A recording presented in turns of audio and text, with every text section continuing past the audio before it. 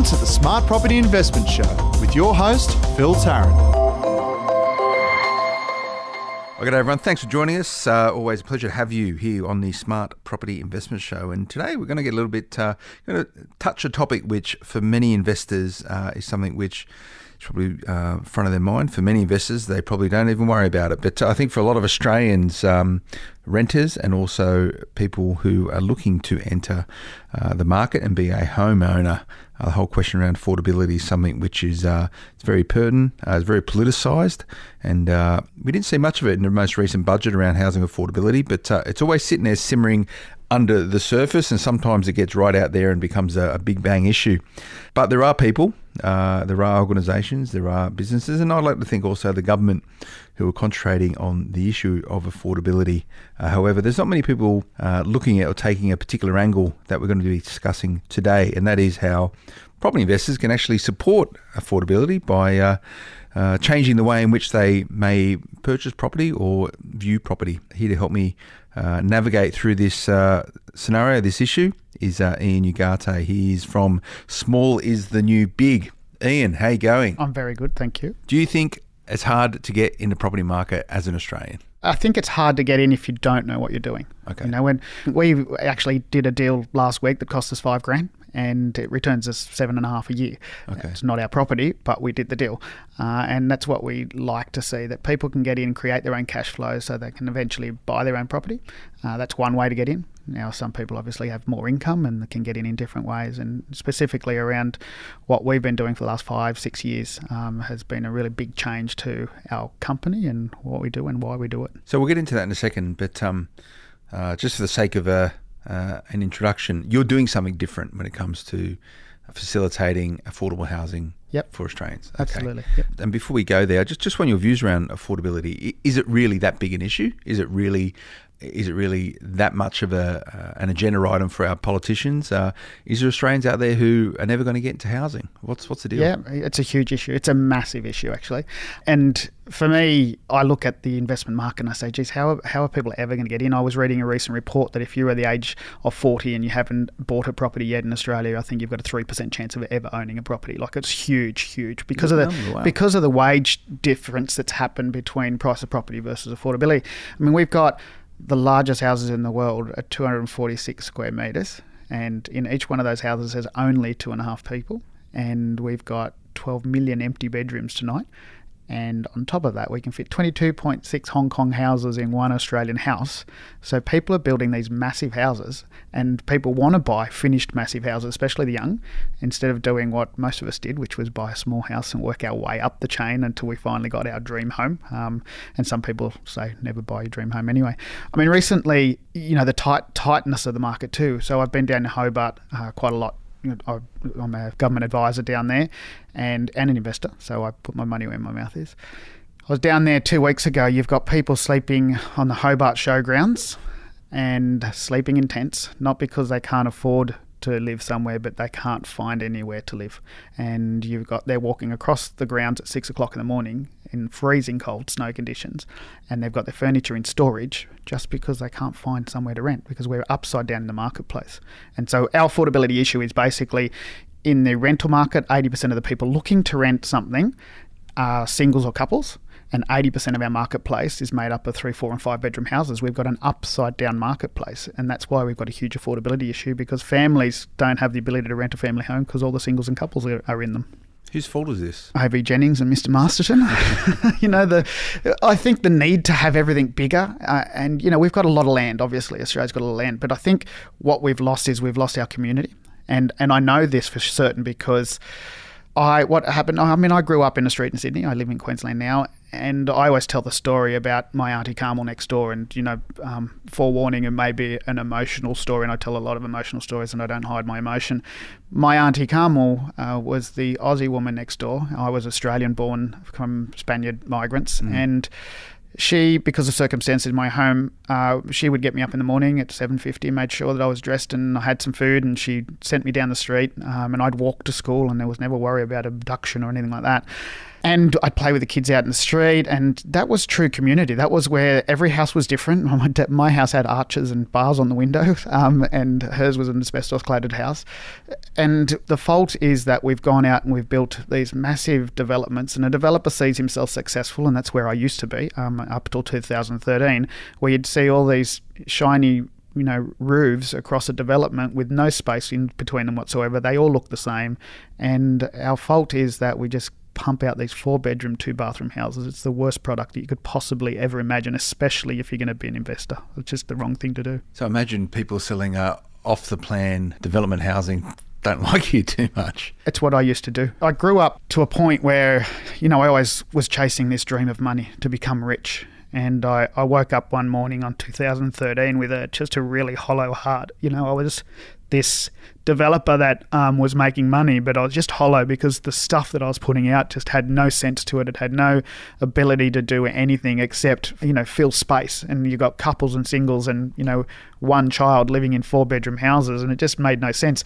And so for me, I'm a small space specialist, so I was speaking at a homelessness conference about small spaces, and this moment of congruence or incongruence hit me because I went home to a 400 square metre 4-storey home, and our master bedroom was 85 square metres, which was the standard size house in 1960. It was 2-bedroom, 1-bathroom. So we actually downsized and moved down into 85 square metres, and then we downsized even further to 72 square metres. Most people say, oh, big deal, it's 2 of you. It was 2 of us and 4 daughters. So 6 of us living in 72 square metres. And what I realised at that point in time was that in the larger house, we didn't actually act as a family. And we're by no means dysfunctional. No one's family is normal, but we weren't dysfunctional. But what I realised was that we spoke to each other more, we crossed paths more. I'm a plumber and builder by trade. I could have put another toilet in really quickly, but I decided not to because we actually had to interact even further. And you had more arguments, but we had to sort them out. My kids are always in front of me on the computer. I always get to see what they're doing, and I realised at that point, which was about 5 years ago, that not only was I the saddest I'd ever been in my entire life, that I also realised that the family unit in Australia had been lost by producing these large houses. And my drive from that point forward was always to make sure that the community was our first focus. So it needs to make sense before it makes dollars. So it has to help the community first. And secondly, then it has to, I can stay at home and lose money. I don't have to do property deals. So that's the 2 things we look for. Are you picking a fight you can't win? No, I can win this. Yeah? Yep. I sit there and I hear what you're saying in my own personal circumstance. I've got 2 daughters, a wife, and we live in a 2-bedroom apartment. It's pretty small, and we enjoy it. We spend a lot of time together. It's cool. Yeah, that's the way we're wired. And I have friends who live out in sort of northwest Sydney who live in these very large houses, and they're big houses, right? There's media rooms, there's formal dining rooms they never use, and all that sort of stuff. But my argument would be that Australia has evolved considerably since the 1940s and 50s, when a lot of the houses in the immediate part of the capital cities were created. And I've listened a lot about this, and I've seen demographers like Bernard Salt, for example, paint this picture of evolution from the 1950s houses through to where we are today, with such a focus on al fresco dining. Yeah. And so essentially, any whim that you have at any point on time, living in a house in Australia now, you can have it. I want to sit outside. I want a media room. I want a formal lounge room. I want a nice rumpus room. I want a formal area where I can entertain or whatever. So we've got everything now. And some would say we're lucky as a result of it. That's a good thing. We should be embracing it. Why are you trying to take that away from everyone? I'm not taking it away from them. I'm simply saying to people, you can actually create an affordable outcome. And right now, how many people can actually go out of their way right now and buy one of those places? And the fact is that not many people at all. Well, it's hard to get finance. There's, it's still in many ways a lottery to try and secure these properties. People lining up when they release a new tranche of land to secure their plot of dirt and then build their dream home. But for many people, it's a dream, and you see both sides of the argument. And I think of someone like Dick Smith, for example. He's really vocal around we're losing our sense of Australianness because people aren't able to buy a home with a picket fence. And and I don't disagree or agree with Dick Smith. I'm completely just neutral on it. But you have people that still have the trappings of the great Australian dream and the need to own their plot of land. But then on the flip side, and I can't remember the numbers exactly, but the level of the number of, and it depends where you are in Australia, but those who are either a first or a second generation migrant is 40+% now. So, and they're bringing with them changes in lifestyle of how people live, and you only need to look at some of the developments around here. And you come from a Spanish background. I've spent some fair bit of time in Spain every single year, and they're quite happy living in like massive high rises and whatnot. So when you look at the oversupply of units, as an example, Brisbane, Melbourne, Sydney, to a certain extent, you have to look at the fact that people aren't taking those up, because there's just been an evolution to say that the Great Australian Dream started at 35 square metres in 1881, went to 1960, 85 square metres, and then went to 2011, 246 square metres. But we're now actually in evolution of reverse, because as you say, the migrants that are used to, and like it or not, they're probably genetically adapted to the fact that they can live in smaller spaces and vertically. So I think they were 10 to 15 years away from living vertically. Okay. And I'm saying that the smaller components of what I'm talking about is actually on the ground, where people can still get out and have their alfresco and use that area. Like, as an example, we're building a brand new home at the moment on that block of land where we live at 72, and that's a nice waterfront property. It's going to be 140 square metre, 5-bedroom, 5-bathroom, but it's not 5 bedrooms, because during the day they're actually usable rooms with bifolds that open up to the front of them. Bed folds up into the wall, and we've got a couch, or it's a study or whatever, and at night time we fold it back down and close the doors, it becomes a bed. So we've created these extra media rooms and all these extra rooms that we don't need. So effectively, I hear your argument that people have got to this point and said, well, I want the larger houses, but I'm also saying that you are at a point where you can't afford to buy them. So you really need to start looking smaller. When you look at Perth, for example, they've just released blocks of land at 80 square metres, and there were people lining up and paying more per square metre for those blocks of land than they would be for the 400 down the road. And why? Because it's actually affordable, even though as a ratio it doesn't work out for them on a square metre rate. It's actually better for them. Absolute level, it's affordable. Absolutely, because buying a $300,000 block of land that's 400 square metres when you can buy one at 150 and it's 80 square metres, they're just going, okay, well, that makes sense to me, even though it's 4 times smaller, 5 times smaller almost, Yeah. So that whole concept is just saying to someone, remember in the old days, when we used to walk to school up hills both ways, you had the standard house that was small, and you bought that one and you did some reno to it, and every 7 years you moved up and upscaled. But we're not doing that upscaling anymore. We're simply going from I want a house to the end of the line product. And I'm simply saying, from an investment point of view, take away the principal place of residence, from an investment point of view, if you're an investor and you're going to start building larger houses to put out to the market as an investment, it's the most ridiculous investment you'll ever do. Just to give you an example, Metropolitan Melbourne, this was done by Health and Standards in Victoria. They put out a recent study. A 4-bedroom, the median house price for rent for a 4-bedroom house in Metropolitan Melbourne is $420. For a 2-bedroom house is $415. So why would you go and build another 150 square metres of house when you're going to get a $5 extra return? It makes no monetary sense for an investor. However, if I took that 4-bedroom house and built the exact 4-bedroom house, used a policy down there to create micro apartments within the same house with one communal area, I'm now going from $420 to $800 to $1,000 a week rent return. And why? Because there's a whole bunch of singles and couples that are in the background going, just give us something smaller so that we can pay less. And it's not less, it's less as a ratio, but it's less for them. Same example as the block of land. They can save money so they can buy their first home. And that's ultimately what we're about. So I've been looking for a way to get into what you do, and I think you've just given me the opportunity to do that. So what you spoke about there was a 5-bedroom house, a massive house, but each part is compartmentalised as individual titles, and there's a shared area in the middle. Correct. That's the perfect word, compartmentalisation. Okay. Word. All right. That's cool.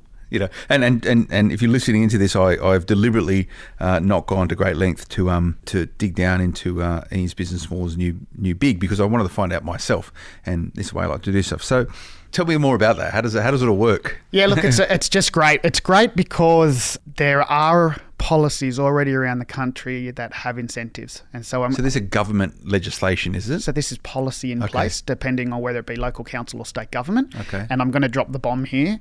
What we use is rooming house and boarding house policies. Okay. And so automatically, I reckon your listeners have just said, oh no, I've got the druggies and the bikies and the criminals moving in. So far from the truth. So you're talking about building boarding houses, but for this current generation? Correct. Okay. And not just this current generation. For the future generation. Well, and ones that are already there. And okay. so I'll tell you a story about Rebecca in a second. But essentially, yes, we create rooms that have their own bathroom, sometimes depending on what policy where you are in the country, a kitchenette, and then they have the one communal area. So if they want to go and cook something in an oven or whatever, they go to the communal kitchen, and people say, oh yeah, but then you've got arguments amongst your residents in the place. In 5 years, we've never been to a rental tribunal. Ever. So that's because we know how to put people, and people that just don't want to mix with each other, they just simply imagine a block of studio apartments. That's what we do, except that we can't sell off the studio apartments. They're just one big house with rooms in it. So one person owns the whole asset? Correct. Okay, and it's got a common area where you can sit and watch TV. So it's just like being in a share house, right? It's in a share house, except that the rooms that we give them have their own bedroom. It has a lounge area. It has a TV. It has a bathroom, sometimes a kitchenette. Okay. And so effectively... You can be completely self-contained if you want to. Absolutely. Okay. And you don't have to mix with anyone. You just walk in through the front door. Instead of walking into a block of flats with, a hallway to get to all the doors, you're walking into the lounge room, and then you go to your own door, which has a key on it, has a lock, has everything in it.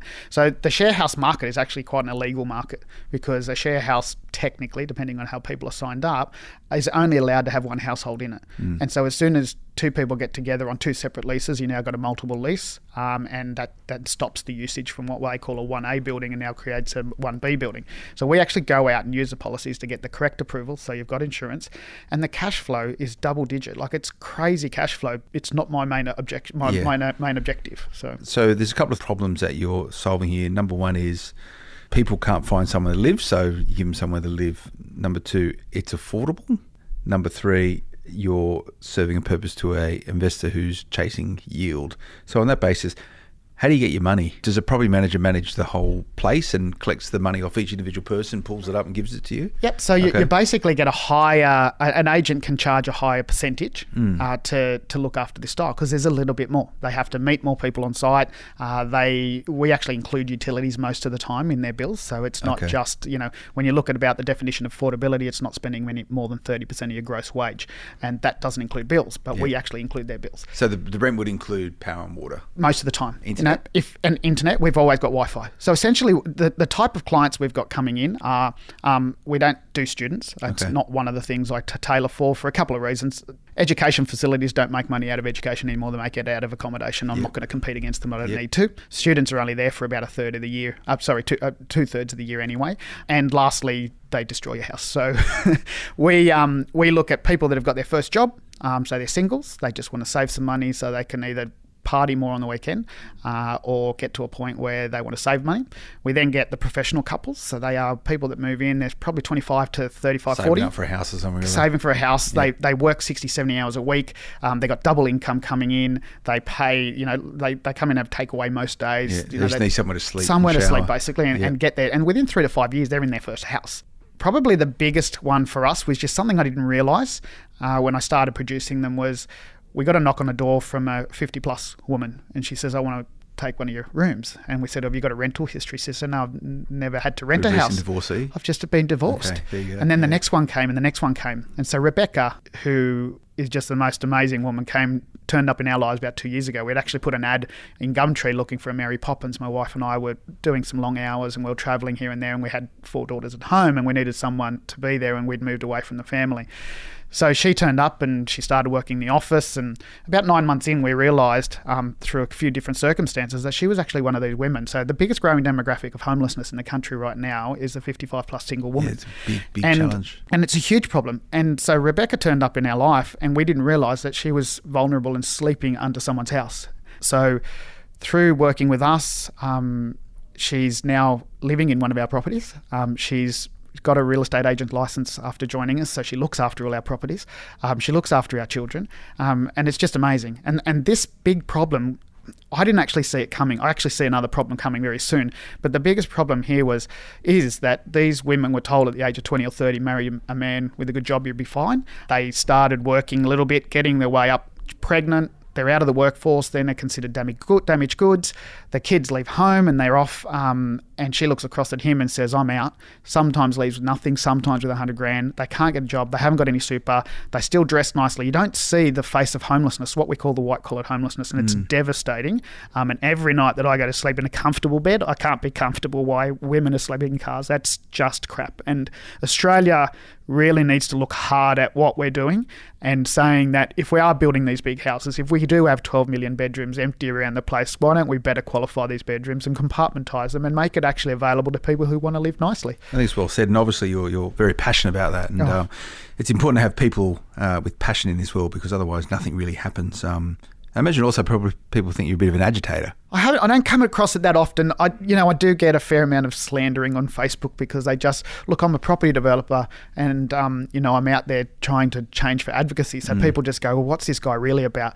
And what I'm about is actually just making myself happy, really. Yeah. That's a really selfish thing to say, but to know that... If you can't make yourself happy, you're not going to make other people happy. Correctly. So. So we're in a place where I'm much, much happier. I get up every morning with so much passion because I've got something to drive for. And, we've got a big target. We want to raise the awareness. And with my awareness raising, we want to produce 1 million self-contained homes in the next 10 years. So by December 2027, and I need to get my message out there. And I'm so glad that you've allowed me to come on here and do that. Well, let's talk about the dirty word, which is money. We were about property investment here, smart property investment. So people invest in property to hopefully create a more comfortable retirement. And often, you walk a tightrope, particularly on a smart property investment show. It is around people proactively looking to provide a better future for yourself. And then you sometimes running parallel to that is a story you just told us about the level of homelessness of 55-year-old plus women, typically white women.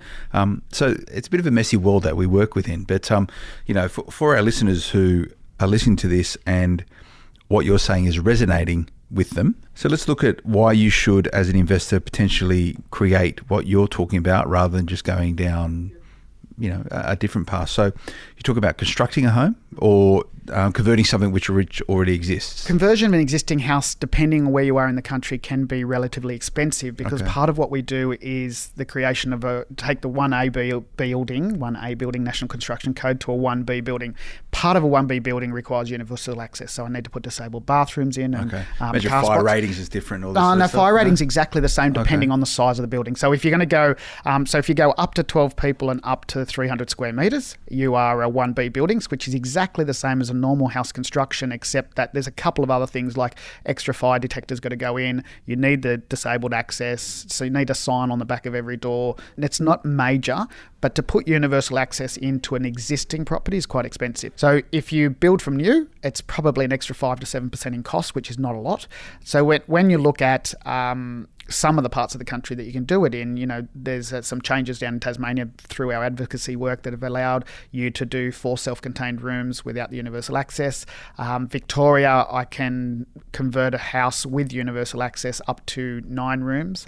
3 bedrooms, I don't need universal access. So 9 rooms, I can convert an existing, and all of this on the majority of the policies where you are on low density blocks. These are blocks where you can't normally build apartments. And here we are saying, build micro apartments. No, you can't sell them off, but you can actually get a better return. Brisbane City Council has a policy they instigated about 8 years ago, which is 5 self-contained areas in a low density block. WA, you can do 6. Adelaide, I can do 5. And this, when I say 6, 5 and all this is without having to go to council. So if you want to go to council, you can build them as big as you want. But every property investor knows that if you ever have to do a council application, it takes 3 or 4 months to get it through. And so it just makes sense to not have to take up that extra time and get stuck into it and get your cash flow in earlier. Okay, so purpose build, it's a better solution. Where should we be creating these type of dwellings? Should every suburb in Australia have this sort of facility, or is it really only for, to your point around the target market, is it within a couple of miles of a CBD so your young professionals can do what they need to do? Where's the best location? Ironically, there is no bad location because it's required everywhere we go. So if you want to go regional, you'll actually get a really great cash flow But as we know, regional capital growth doesn't happen as quick. It does happen eventually, but it doesn't happen as quick, and you've got to pick your market. So if you want great cash flow, you go regional. When you go metropolitan, you'll get a good cash flow, but obviously you'll get an elevated value of price in the equity component of your property. We test the market, and we know how to test the market, and essentially we'll put a few ads out and then we'll see what sort of return we get within 7 days. Okay. And usually, we test on a Thursday night to Sunday, because Thursday night is, the week's basically over. I can actually relax now and think about the things like living my life. And so we sort of test. Like recently I did a test in Tasmania, and I'm not saying to go to Tasmania, it's just a test we did. We had 35 hits in 7 days. Okay. And essentially that was... So is that pretty much you saying, hey, there's a place available, do you want it? And then people going, yes, I do. Yeah, so we essentially basically have a contract on a property. We market test, and we say, these are the rooms, these are the photos, this is how close it is to places, and then people come in and say, yeah, I'm interested. So what we then do is we say, okay, the place is not quite ready yet, but we will put you on a list, and as soon as we're 2 weeks out or 3 weeks out from it being available, we'll email you. So you've just built your database. Okay. So I could hear a lot of people saying, that all sounds really good, Ian, and I get the social responsibility side of what you're saying, and from a yield perspective, I get that as well. But I imagine people would be saying, well, that's all very good and well, Ian, but the idea of property investment is that you want a property that's going to be as easy to sell as possible. So it's hard to sell, and I put in inverted commas, you can see me doing it, but for our listeners, it's hard to sell a boarding house because, and again, inverted commas, because of stigma associated with it. So you've got a big challenge ahead of you, and I'm sure you'll get there, because I can just see the passion in you to not only change the way in which legislation bodies or governments think, but also how property investors think, and also in some ways how renters think. But how can you tell property investors to say, yes, you're going to get a good yield, but if you need out, you're going to be able to move your asset pretty easy? Have you got any learnings from that yet? Yeah, I have. Yeah, okay. Interestingly enough, it's not that hard to move the asset. Okay. We have one negative in what we do. And that is, if you're going for a full-blown boarding house, scratch out from the beginning with, 7 bathrooms and 7 bedrooms, a lender is not going to look at it and say that's a normal residential property. So we are working with a couple of lenders right now where we're trying to get that. I was going to touch on finance, so thank you. So I'll bring that up, and then we'll answer the question about selling. The issue with it is because they say, well, how can I sell it? That's one of their risks. That's the only risk factor for a lender, because the cash flow is still good. If you've got one person that leaves one of the rooms, if you had a normal investment property and they move out, it's zero. Yeah. You've got almost all your rent coming in at less one room, and they fill within 2 weeks at the worst. So we're just talking to a lender to do normal standard commercial interest rates, but at a higher LVR. So currently there's one lender that'll do it at 75%, but it's, you've got to tick some boxes and GST and all the rest, and it has to be a completed product, so you'll probably have to fund the front end of it. Some lenders will only do 60, some will do 70%. So you have to be wary of that market. Now we actually can do a way where we can do a smaller version. Who's doing 75, by the way? Think Investment or something like that. All right. There you go. Yeah. I've got the details at home. Yeah. So there is a way we can show you how to do 80% in a smaller scale, 4 and 5 rooms. That's easy to do. As far as selling them, there is a huge demand right now for people buying end-of-the-line finished rooming and boarding houses, self-contained ones, because of the cash flow. As an example, we just sold a property we were never selling in Sydney. We got the DA approval on it, and someone's paid an 8% gross on that property, which meant that we get an extra $400,000 on its current value. So you DA'd it as something for this, okay? For this, and we were going to build it, but someone came along and said, well, we're at a point where we want it. Yeah. Now they're selling at 8% gross as a DA approval. There was recently a sale in Glebe at 6%, which was crazy. As another example, in Brisbane, we had a standard 5-bedroom house that sold for $780,000. One of our clients actually did the house next door, which was a 5-room rooming house. So they each had their own lounge, each had their own kitchen, they had their own bedroom, their own bathroom.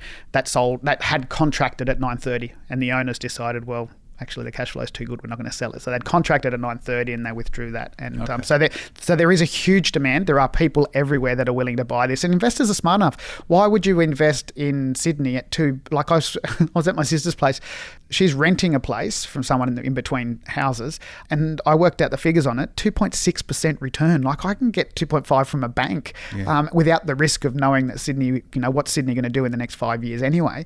But if you bought that and you had an 8% return, well, well, people are going to say, I'll buy it every day of the week. Why wouldn't I? And there's a lot of smart people out there. Yeah. So selling them, no problem at all. Okay. And I'm a journalist, so I've got to ask the hard questions and just, I have no particular opinion about what you're doing either way. Sure. This is very neutral, but I'll play devil's advocate because I like doing that. I don't want one of these places next door to me. How do you deal with that? I don't want these riff-raff people living in boarding houses because of this perceived historic view of it. I mean, how dare you ask that as a journalist? That's crazy.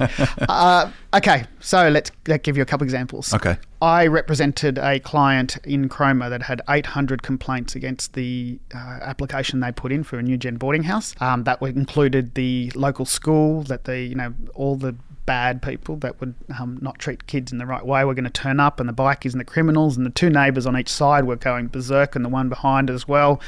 I represented them at the council meeting.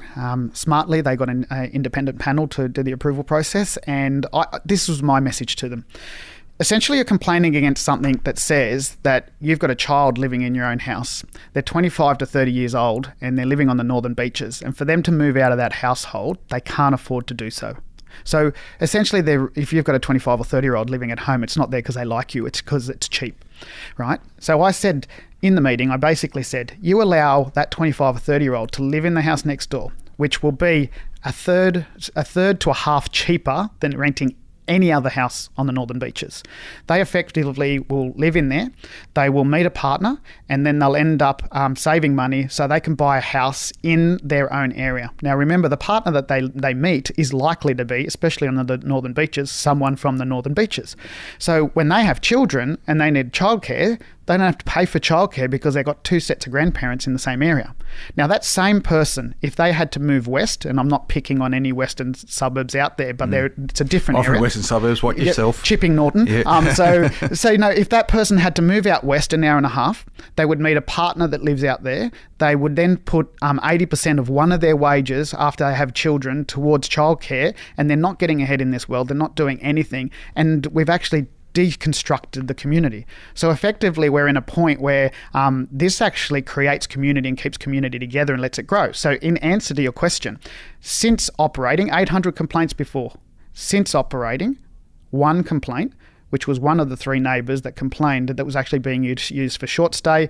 The owner of the property simply pulled out all the leases because they actually say, for this policy to work, we want people in there for 3 months or longer. So you can't Airbnb it, really? Correct. We don't want to do that. And because the Airbnb market has created a huge affordability issue. It's a completely different argument. Yep. So Office of Fair Trading collects all the phone calls for boarding houses across New South Wales. In the last 5 years, they've had 1,600 calls into their register. Only 31 of them were complaints. So the public perception is different to the reality because the people living in them are not 1970s style boarding houses. We're actually talking about people that are just trying to get ahead and they've got jobs. See, things I can see where you're coming from. I can view it. The paradigm I frame it with is I grew up in Blacktown area, right? And I delivered pizzas for 4 years while I was at university to a lot of boarding houses around there. That's how I see it, right? That's my perception, and that's not the right. I'm saying that's not the right perception. That what the picture you're painting makes sense to me. Let me say this. I've got 4 daughters, very comfortable. If I had to live next to one, I'd actually put a manager's unit in it if I was still managing them myself, and have my kids in there. I really seriously don't have a problem. I know the public perception. It's the biggest hurdle I have to get over. So the finance thing is a practical thing I need to get over. The hurdle of actually people's perception is very different, and I'm working to where I think we're at a tipping point. You're going to fight the fight. I can see that. I'm there. And you're there. I'm a little fella, but I can punch. You know what? You got to have a bit of mongrel in you, right? It helps when it comes to this sort of stuff. Absolutely. You have to fight. But it's changing perception. It's changing the views of financing. Financing is tough for anyone right at the moment. Correct. So it's another layer of complexity. I think once people get it and understand it, your locals that live in the area, probably a question for another time, but, is this the sort of stuff that managers really want to manage? Property managers, is it a bit of a headache or is it a good business for them? It's really easy. Just imagine taking a block of units and managing a block of units. It's no different. Right. If anything, they actually charge a little bit more. So they charge somewhere between 9 to 14%, depending on how little, how many there are.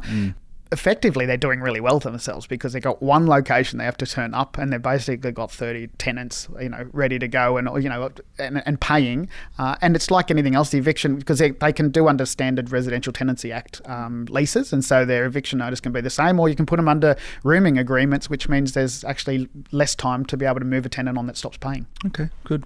Ian, if anyone wants to know more about what you're doing, what you're trying to achieve, where can they find you? Yeah, look, you can go to smallisandnewbig.com.au. So that's our website. What we're doing is bringing back the genuine community connection by providing just a little bit of housing diversification. That's all we're doing. And a developer can have a soul as well then? It's my main game to covertly translate them across to a place where they can actually, it's just another evolution. But yes, they can have a soul. I think I'm doing that. There you go. And mate, thanks for coming in and sharing what you're up to. And I appreciate your passion. It's important to have people like you in this world who looking to make a difference, however they see as important to them. So, there is no question around housing affordability in our capital cities, and we're obviously from Sydney, as we're recording from, and it's a pointy issue. Obviously, a lot of things are going to need to change over the years ahead, and some sensibility around the type of housing that people choose to live in or can live in is one part of the equation. So we might keep on this as a bit of a theme. If there's anyone else out there who is listening to this and doing something different or trying to solve this housing affordability problem, and I'll call it a problem because it's a problem, email the team and they will get in touch. It's editor@smartpropertyinvestment.com.au. If you just want to subscribe and make sure you keep abreast of everything we're doing, just smartpropertyinvestment.com.au/subscribe, or you can track us down on social media. Just search Smart Property HQ and you find out everything that's going on in property, so you're the first to know. Remember those reviews on iTunes, we do appreciate them. Please keep them coming, and we'll be back again next time. Until then, bye-bye.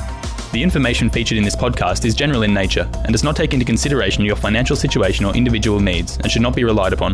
Before making any investment, insurance, tax, property or financial planning decision, you should consult a licensed professional who can advise whether your decision is appropriate for you. Guests appearing on this podcast may have a commercial relationship with the companies mentioned.